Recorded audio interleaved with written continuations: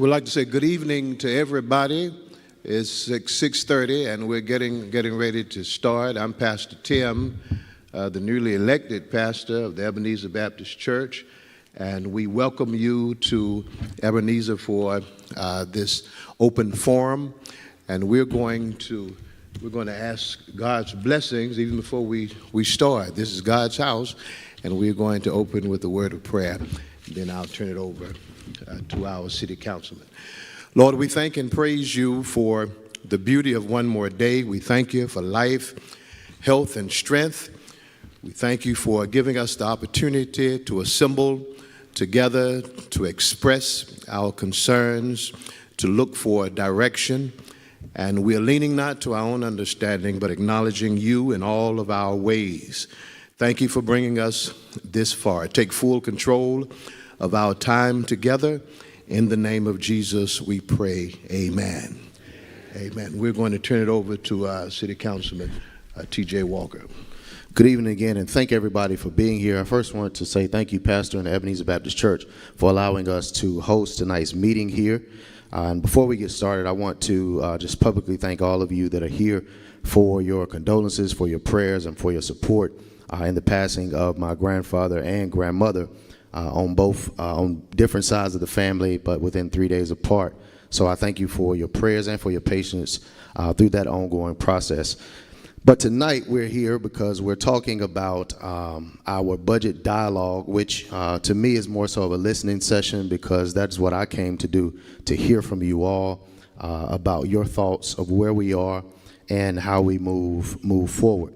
But I do want to say again, thank you all for being here and for taking your time out. And without further ado, I will turn over our actual conversation at this time to our city manager, Mr. Elton Daniels, and he'll go through our presentation that many of you may have already seen or may not have seen, but you'll get a chance to see it today on the big screens over my left and right shoulders. And then after he presents, does everybody have a card? You should have cards when you came in. Does anybody not have cards? If you don't have cards, okay. If you need card, just keep your hand elevated. These cards will be utilized for your questions that you may have.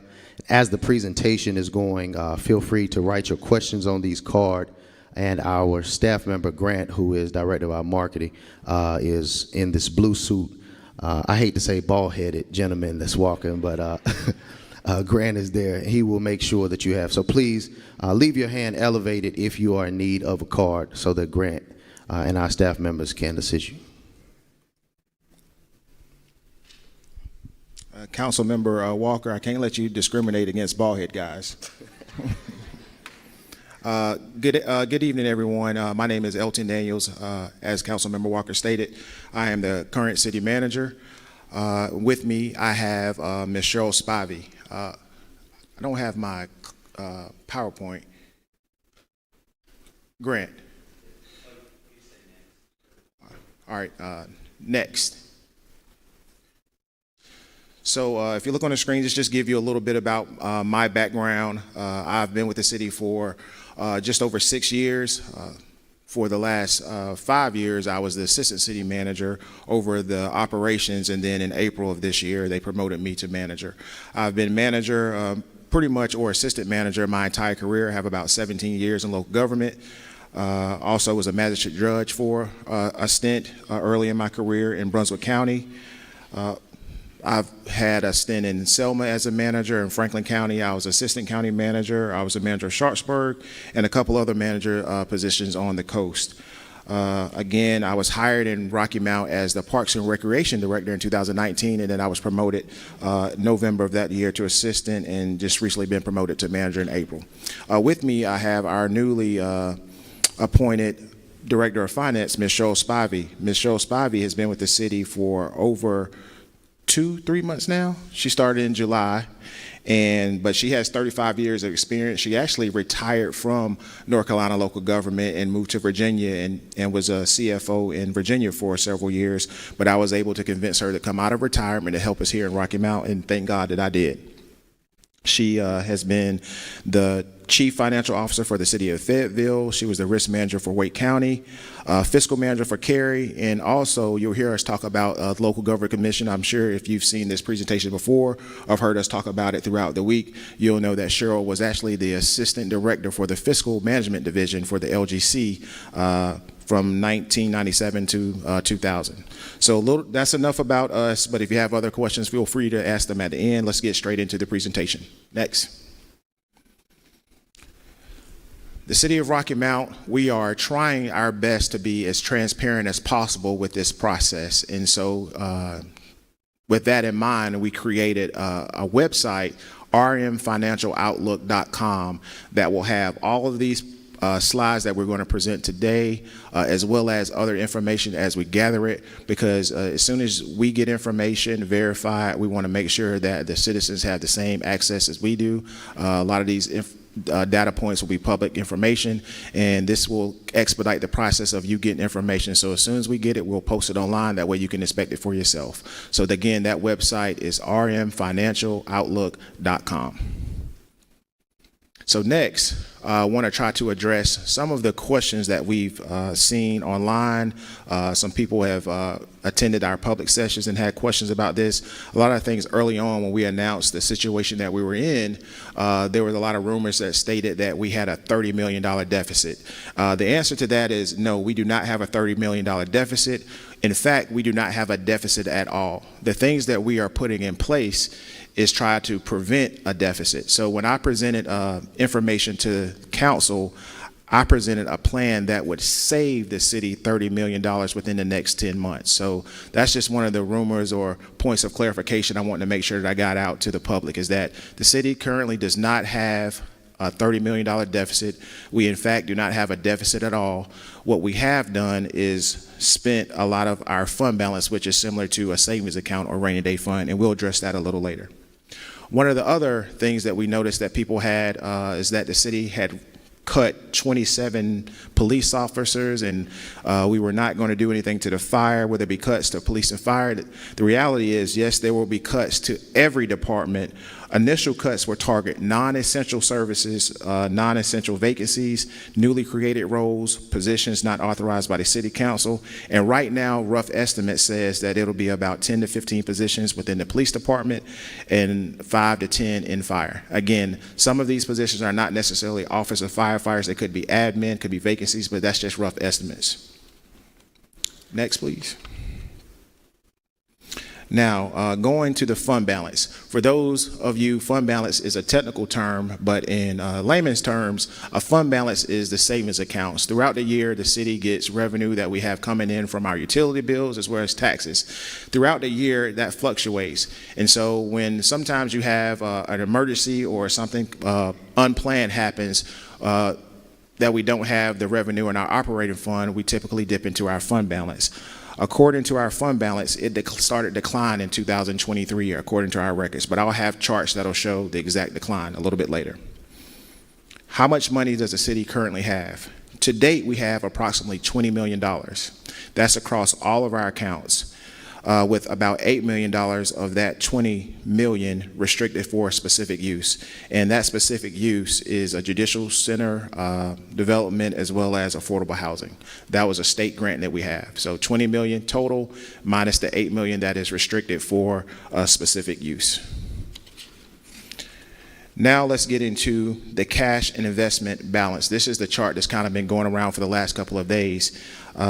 It may be hard to see on the screen. However, if you go to that website, all of these images are available, and we'll continue to update them as we get more information. But our cash and investment balance back in 2019, and you may ask, why do we go back to 2019? Well, we wanted to go back to 2019 because that was pre-COVID. That's the closest thing that we knew for a normal year. During that time, we had approximately $113,323,680 in our fund balance, again, in our savings account. In 2020, when COVID hit, we had to withdraw from that account. And so we still had about $108 million. But it's important to note, during the COVID period, the city did not lay off any employees We kept everybody employed through that entire time, where there are other jurisdictions in the state and in the nation that had to lay folks off. We did not do that in the city of Rocky Mount. In fact, everybody continued to work. Everybody got paid. Even those folks that had to go home during that time, they still got paid. So that's something that I'm very proud of that we did during that time, because it was unique. I've never gone through a pandemic, hope to never go through one again, but we kept people employed during that time. So as the years go on, we kind of float around that 115, 120 mark. In 2023, we had approximately $100 million in that fund balance account, and then we start to see a deep decline, and then brings us to today, which the chart goes up until August of 2025, but around that time we had about $20 million. So we went from $100 million to $20 million in a matter of 2 years. So some of you may have questions. Where did the money go? What did the city spend the revenue on? Well, if you look at the top blue chart, you'll see where it goes up just about near the end. That data point is actually 2023. So at 2023, we had about $240 million for our total operating expenditures. This is the money that goes out. So when we pay for services, when we do projects, when we have to spend money, this chart shows that. So in 2023 to 2024, we actually went up about $60 million in our total operating expenditures. So the next question, okay, what was that on? Well, according to what we have right now, during that time, salaries went up because we hired more people and we paid higher salaries. That was a portion of it. The rest of it was what we call debt services. Debt is when we, just like you, if you finance a car, you have a mortgage on your home, we took out debt to do that. And the city did that with several heavy equipment that we have, as far as fire trucks, public works trucks. The city also took out debt with land purchases. So that's what we have. Now we'll have to do a little bit more digging to get to the specifics, and that's why we're currently going through an audit. As a matter of fact, we're going through a couple of audits, but we'll have more details on that. But in a nutshell, that's where the majority of the money goes according to the records that we currently have. Unassigned fund balance. We keep using that word, fund balance. Again, for layman's terms, we're just going to say our savings account. So in 2020, we had about $16 million in that fund balance. And this is just for the general fund, not across all of our accounts. So the general fund are the accounts that are non-business type. And when I say non-business type, your police, your fire, your public works, my office and the city manager's office, human resources, the ones that don't really generate invoices. Those are considered the general fund. So in our general fund, we had about $16 million. And throughout the last couple of years, it floated around from $16 million. At a peak, we had $20 million. But from 2023, we had a 65% decline, going from 18 million to 6.5 million. So as of 2024, our last audit, we're currently going through an audit that's due December 31st, but the last audit was just submitted sometime back in May, and according to the audit, we had $6.5 million left. And this is just in our general fund. Now, if we move to all of our accounts, this is where we include our business, what for technical terms we call enterprise funds. So this is your utility accounts, your water, sewer, your electric, your gas.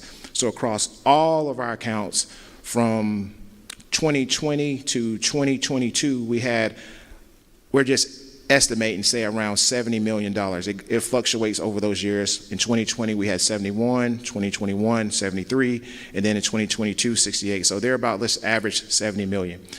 In 2023, we had 58 million, and then had a decline from 2023 to 2024 of 23%, leaving us now across all accounts 44 million. And again, this information is not just online in the new website, it's also in our audit that we complete every year.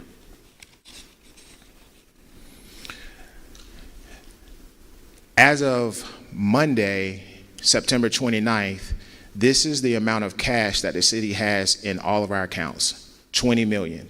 So if you go back to those first couple of slides when I said we had 20 million, this is the exact dollar amount. Now it fluctuates day to day because we're still operating, but on average we have about $20 million left, with 8 of that being restricted for the judicial center as well as affordable housing. Our hope, which it's not a hope, we know that tax bills went out early September, so we will start to receive revenue over the next couple of months. And I think it was stated before, I don't know about you all, but when do you all pay your taxes? Do you pay it early or you wait to that last minute? You wait to the last minute. So whenever you wait until the last minute you get it, that's when we receive those funds. So we hope that we start to receive that, and that's typically what majority of us do. We wait until the last minute and get it in, but we're trying to encourage people to just pay on time, but make sure you don't meet that deadline, because then there's a penalty for being late. But that's what we have at this point. This slide is our 6-month projection. Again, I want to say projection. This is just an estimate. It will be updated as we get more information. From the first time that we shown it, we had to update the numbers because we got new information. But this shows our beginning cash balance in the top line in green. And then in the blue, you'll see all of the revenue that we anticipate coming in over the next 6 months. And then in the red, you'll see the amount that we plan on spending during that time. And so at the bottom, you'll see our final balance. 1 month in particular, October, the month that we're in now, you'll see a very low balance compared to the other months, because October, for organizations that have 26 pay periods throughout a year, you will notice that there are 2 months within a year where you have 3 pay periods. For us, it's October. So our employees will get 3 paychecks in October. That's why that number is a little lower than the rest of them that you have for the 6 months projection. And that pretty much concludes my presentation. But again, we're here to answer questions that you may have. And Councilmember Walker, I don't know if you have anything you want to lead off with, but that's it that we have for the presentation. Thank you, Mr. Elton. I believe the mayor, in his absence, sent a video for you all. He hasn't made a meet. Is he not? Okay, all right. We'll scratch that. Grant is here. Grant is to my right. Gentleman in the blue suit is walking around to receive your questions. If you have not submitted them, please hand them to him at this time. Did we omit anyone with the cards? Does anyone need a card for writing questions? Anyone need a card?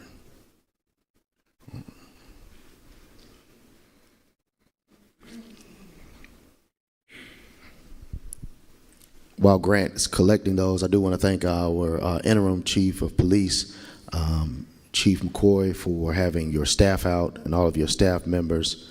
Our human relations, Mr. Archie, thank you for being here.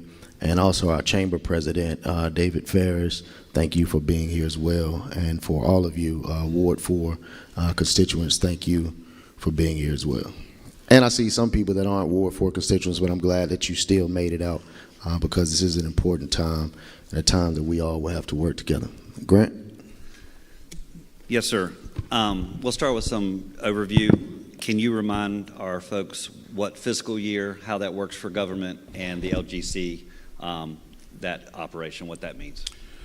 So fiscal year is the 12-month cycle that the city has in which we operate on. So for us at local governments, for whether your city or your county, your fiscal year starts July 1 of every year, and then it ends on June 30th of every year. So that is what we consider our fiscal year. So when we talk about new year, we're talking about July 1 of the upcoming year. Right now, we're currently in fiscal year 26. Is that correct, Cheryl? Yes. Fiscal year 26. And fiscal year 26 will end on June 30th. The LGC acronym stands for Local Government Commission. The Local Government Commission is an oversight committee that basically approves major debt that local governments try to issue. They provide technical assistance, and if the finances get to a point and you don't have adequate staff, they will actually come in and assist with even payroll and things of that sort. We've actually been in contact with the LGC prior to this information going public. We didn't want them to find out via the media, so we reached out to them directly. They're great to work with, and we've talked to them just about every week since this has gone public, and we continue to work with them, and they're going to continue to help us, and we are pretty much adhering to everything they've asked, submitted their requests, and answering phone calls, questions, and it's going to be a long process, but that's what the Local Government Commission is. One question, what are your plans to bring in additional revenue versus just cutting jobs and raising rates? Well, right now, we don't have many vehicles with regard to raising additional revenue. We have to abide by the laws of the state. Right now, we have a purchase gas adjustment that we'll be implementing for those of you that have gas. That would equate to about a $20 increase on your residential home. And we also plan on implementing a modest electric rate increase, which will equate to about $8. But other than that, there are no additional revenue sources at this point. But when we go through the budgeting process for the upcoming fiscal year, that's definitely a discussion that I will be having with the mayor and council. The question was regarding the most recent audit, which I think you may have spoke to. It took a delay or whatever. Was there findings in that first audit that we already have, not the current one we're doing? Yes, there were.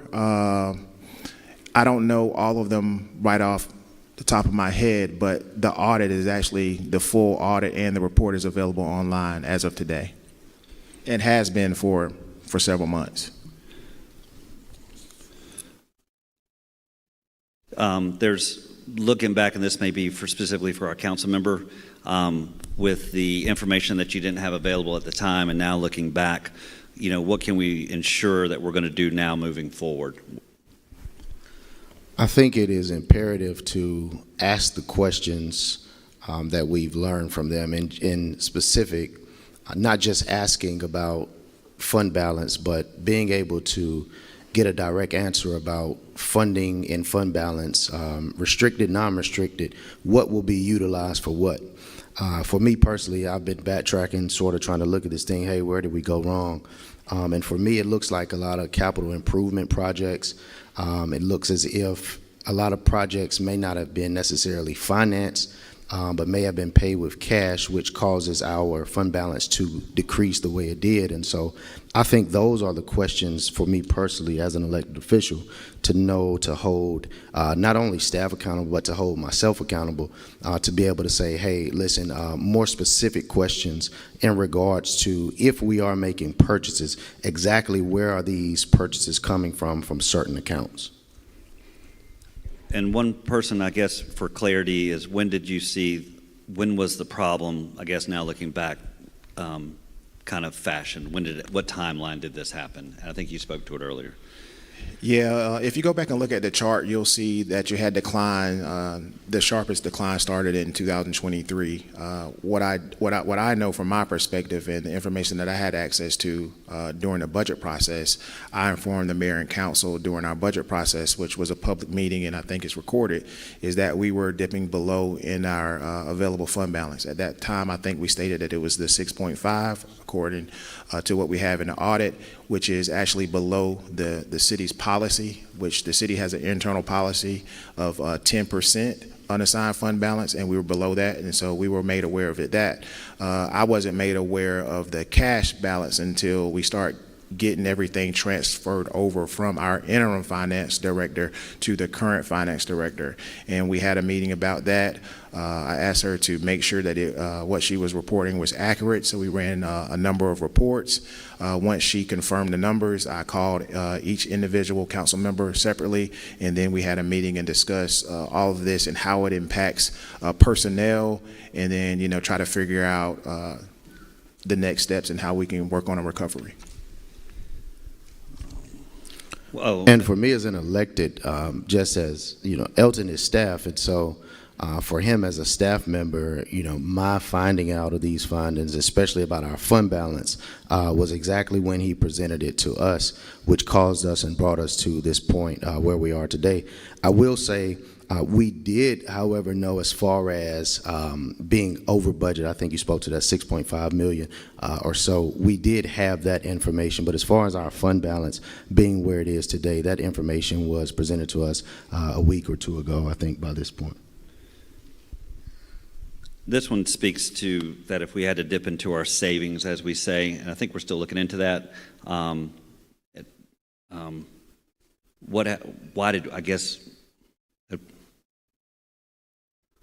At what point why did we have to dip into that, I guess, is the general question. I think we spoke to that, but those are still looking into why we. Yeah, I'll let Cheryl answer that. But in general, you dip into your savings when your operational funds are not available, just like on a personal account.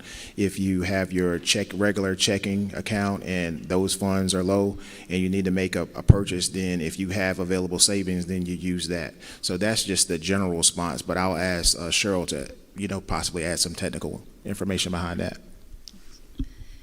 The main thing I'll add is our revenues didn't come in as were projected. So in the budget every year, revenues are projected. And we spent more than the revenues that came in. So just like our personal finances, if we spend more than we take in, that it dips into the savings account, and that's what we're seeing. There's just a couple overarching questions related to our seniors and always our concern with their ability to afford their utilities. What is some safeguards that we have that we can speak to regarding to any utility assistance with the elderly? For those, I don't have our business service center director staff here, but we do have programs that's available to not just help seniors, but to help everyone. I would encourage everyone to contact the office to find out what programs are available and to see that we can help. One of the things that just comes to the top of my mind is the WARM program. That's something that the city has operated for the last several years, and that's something that we'll continue to operate.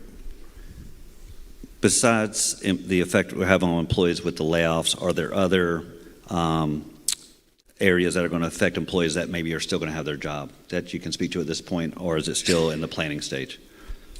The things that have come up, I mean, we're definitely still in the planning stage. Nothing has been made concrete yet, but one of the things that we talked about is the merit program. So employees that are with the city for the last several years get evaluated every year, and based off of their individual performance, they're eligible to receive anywhere from a 2 to 4% increase, basically like a pay raise. Well, as of now, we are pausing those employees that have been employed with the city, I think prior to 2011. I don't know the exact date, but somewhere in 2011, those employees continue to receive longevity based on their years of service. That is another one of the areas that we're looking at doing away with.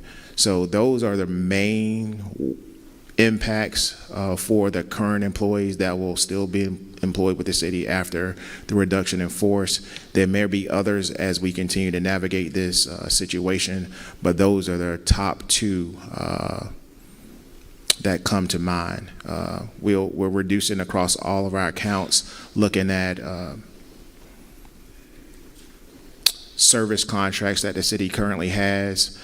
Some of those may be eliminated altogether. Some of those will be reduced. Just really focusing into the core of the things that make Rocky Mount unique, but making sure that our essential services continue to function as they are now. So, for example, if you get your trash picked up once a week, our goal is to make sure that that continues.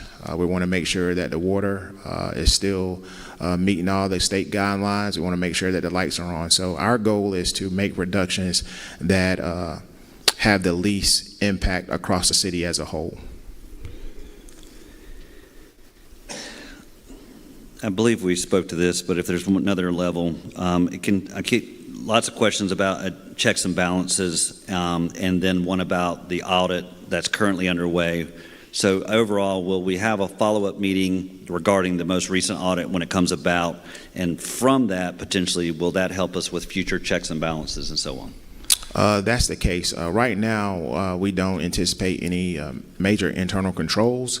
Cheryl has spoke to what we believe has happened or occurred for the spending, but yeah, that's routine. Every year we present the audit. The audit is a public document. We have a public meeting about it. We allow citizens, business owners, community stakeholders to ask questions, but nothing will change from our previous years other than we plan to be as transparent as possible with regard to all the information and making it available online so the public can inspect it just like we inspect it. So we just plan to do more. We don't plan to do anything less. We just plan to be more transparent. In the 6-month projections you had in the chart, someone just asked for clarity on what other revenue might mean. We have, fees. So like sometimes we have code enforcement fees that people get. Sometimes we may have a grant that we are issued. I'll let Cheryl talk to some of those, but in general, they're just little ancillary fees and revenue that we get, but she can speak to the particulars. Yeah, so like you said, fees, things that that you pay the city for that is not a utility is included in other.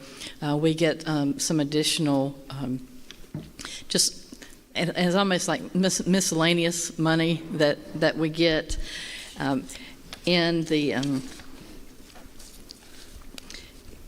It also is specific grants. So if we have grants, and we get federal and state money that we get every year, and those aren't considered grants. But if we apply for grants, those are included in the other revenues. So they're more the things that are not, always the norm, but we get different revenues each year. We spoke to this question generally asked, what can the citizens expect because of this? And they mentioned the utility bill going up. Is there any other projected expectations that may trickle down to our citizens? Not at this moment. We'll have start our budget discussions probably in early January.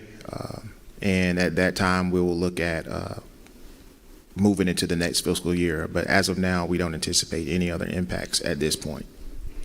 One ask about potential employee morale. Do you have a take on how the employees are doing?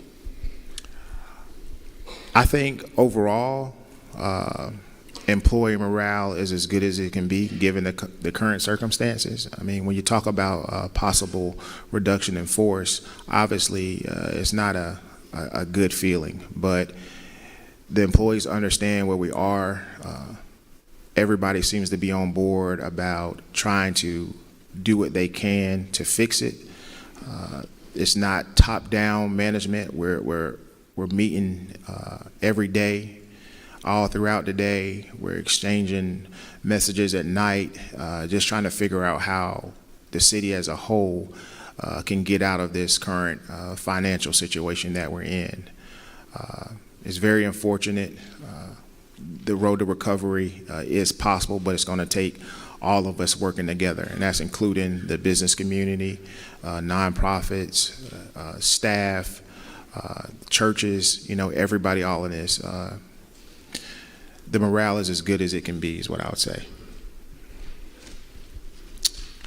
If there's any evidence of wrongdoing, what are the obligations for the council or staff?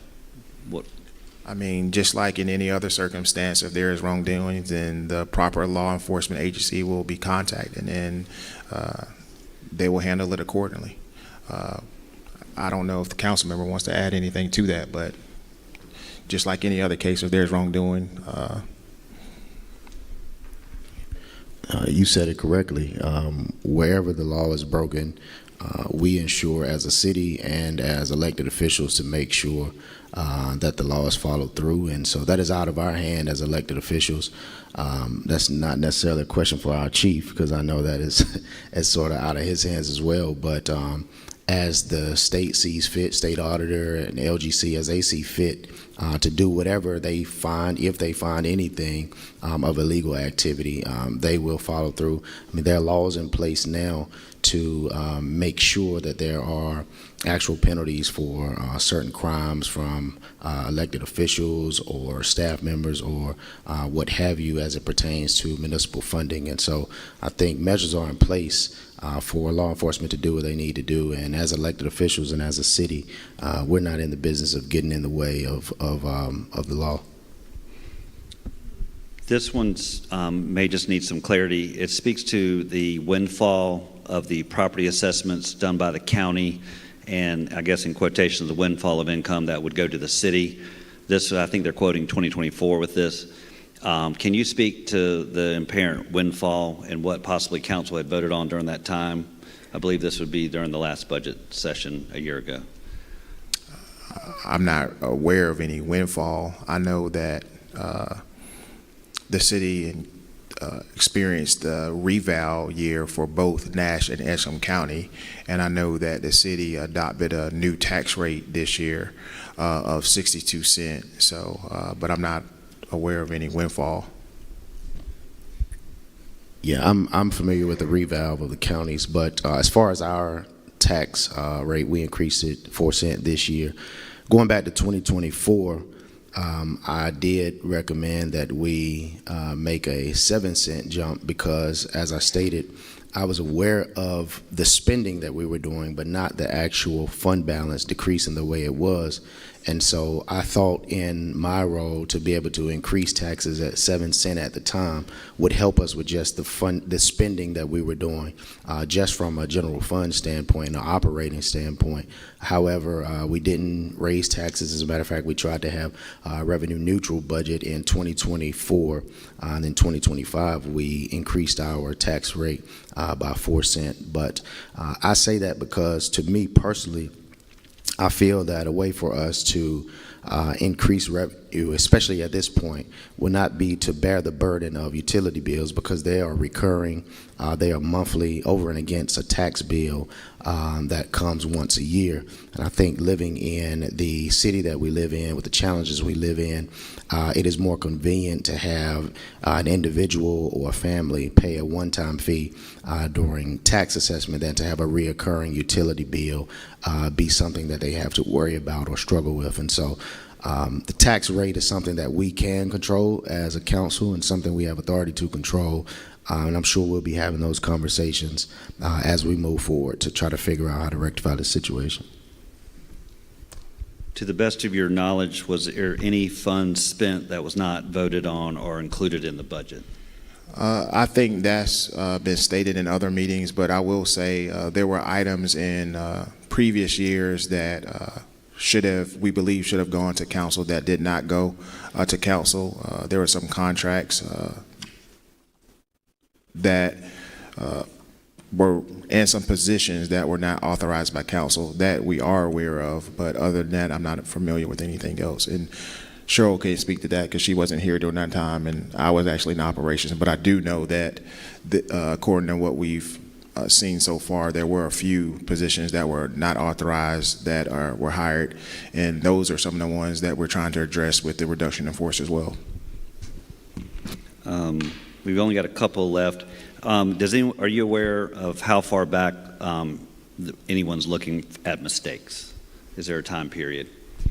Can you repeat the question again? Yeah, basically they're asking, do we know how far back they're looking for mistakes? Y'all are looking back for mistakes. I mean, that's really up to them. I mean, we're working on trying to complete this current year's audit, which is due by December 31st.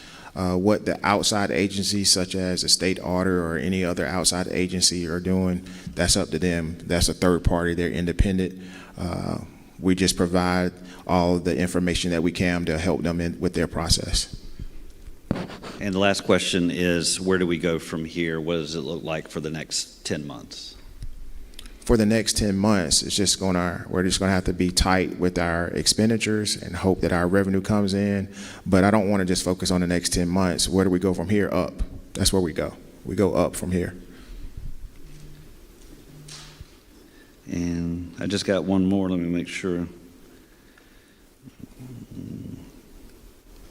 For the utility increases, are they for the long-term foreseeable future, or will they end at some point? Level out, basically. It's really hard to determine. I mean, I imagine that they would be in for quite some time, but each year the council, when they adopt the budget, they adopt the rates for that year. So that's to be determined, and we'll have to look at where we finished this year's audit, found out where our revenues come in, found out where our expenditures come in, and then based on that balance sheet, my job as manager is to make recommendation to the council, and then council's job is to adopt what they feel is best at that point in time. So really don't have a crystal ball to determine what the rates will be in the future, but we do know that we're constantly evaluating and trying to make sure that we do what's best for the city and what's best for the residents, as well as the business community, both small and large.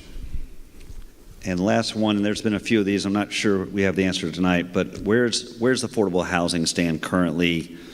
Where they're asking actually where they are, where can people find affordable housing? What's our vision for affordable housing in the coming future? Well, if you go back to one of my earlier statements, we do currently have a state grant that a portion of those funds will be built for affordable housing. But affordable housing, that's something that we as a city try to address.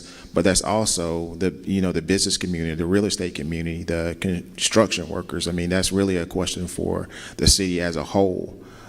The city will do what we can, but a large part of affordable housing is something that is, really out of our control as staff. And that does it for all the questions we can answer tonight.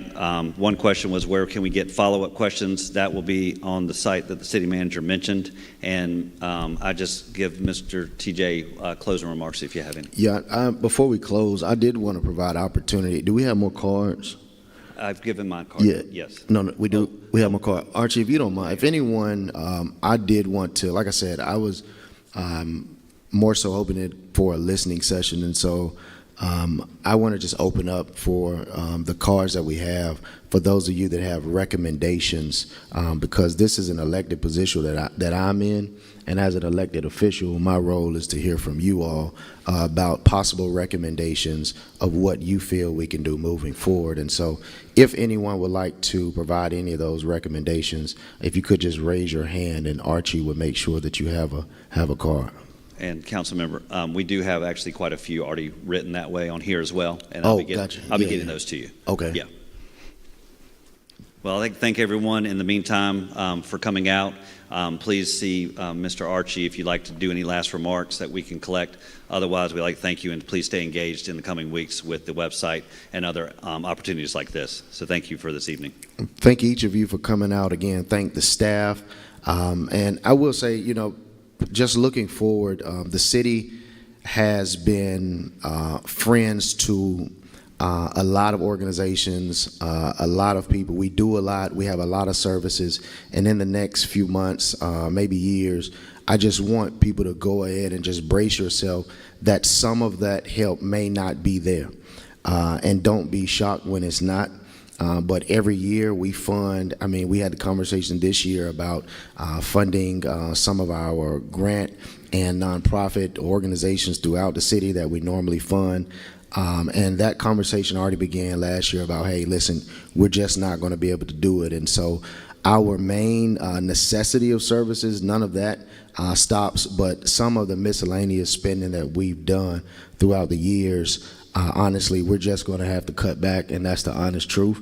And when you see things like programs that we just started a couple years ago, like utility assistance as far as HVAC units and heating, I'm not sure where we are with those programs, but as we continue, a lot of our programs may have to be cut.